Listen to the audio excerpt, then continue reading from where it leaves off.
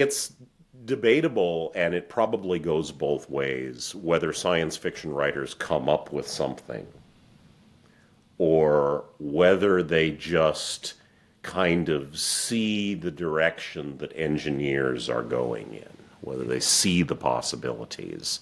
But the fact remains that this heavily influences our technological development, and it influences our attitudes about technology, and technology influences our culture, and fiction in general, not just science fiction, influences what we think is culturally acceptable and culturally normal. We've been telling each other stories around the campfire since we developed language. And stories have always been how we transmit our values, how we talk about what we think is true and important. And I think one of the reasons that a very small number of people who are on the far, far left have come to have a disproportionate cultural influence to where everyone is sitting around on the internet talking about them and censorship and how our society is going to hell, due to the influence of like less than 1% of people who are into this madness. The reason for this is that other cultural forces somehow developed this attitude that art was lost, that art was lost territory and we should just surrender it.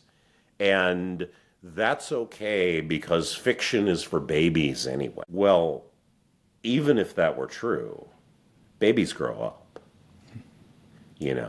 Read me a story, daddy. You can mock stories all you want by suggesting that they're for kids who say that. But, if you don't do that, then somebody else is going to read your kids a story. And then that person is going to be daddy. And what is that story going to be about? You're not going to control it. So if your cultural viewpoint is not creating art, whether that be movies, television, books, audio books, cartoons, comic strips, whatever it is that tells a story, if you're not creating stories, then you are dying. You are dying because you might have kids, but your kids will embrace the culture of your cultural enemies, and you will be erased from history.